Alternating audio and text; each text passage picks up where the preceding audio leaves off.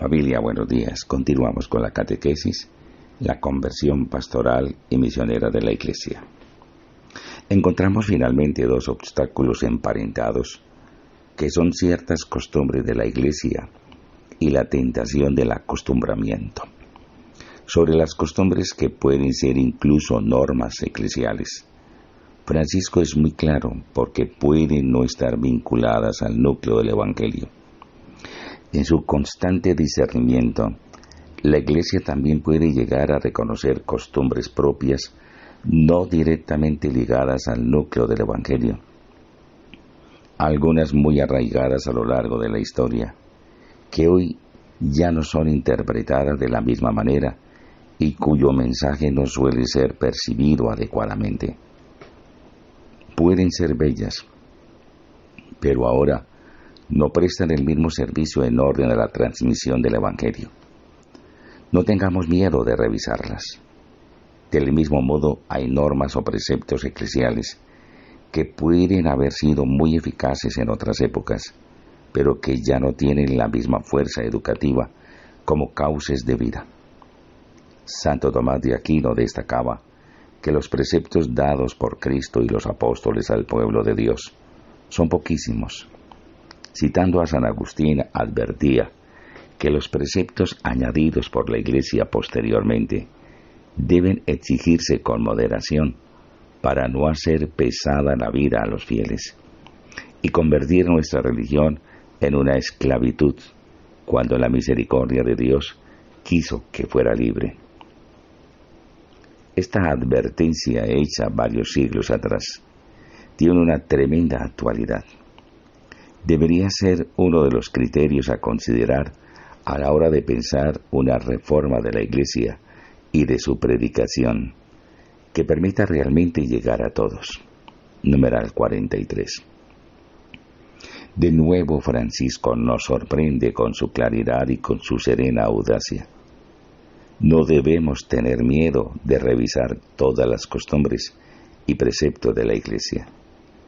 Muchas costumbres y muchos preceptos que han nacido en otras épocas ya no sirven, porque los tiempos cambian y la sensibilidad de la gente también. Esto se percibe con mucha claridad en la liturgia, constituida en su mayor parte por gestos, oraciones y cantos, que deben hablar a la sensibilidad de los participantes que la celebran. Eso es quizá relativamente fácil de aceptar, pero también los mandamientos de la Iglesia tienen fecha histórica y pueden caducar. De los 6 que me tuve que aprender de memoria en mi infancia durante el catecismo de preparación en la primera comunión, dice Francisco, uno claramente ya no tiene vigencia porque desapareció su soporte. Se trata del mandamiento de no leer libros prohibidos, que tenía sentido cuando en Roma la congregación del Santo Oficio publicaba periódicamente un índice de libros prohibidos. Una vez que ya no se publica, los fieles no podemos saber cuáles son los libros prohibidos actuales que no debemos leer.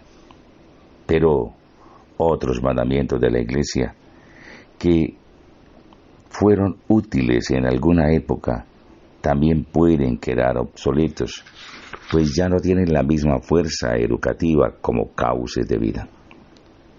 Pienso que es el caso de otro de esos 6 mandamientos, el de oír misa entera todos los domingos y fiestas de guardar.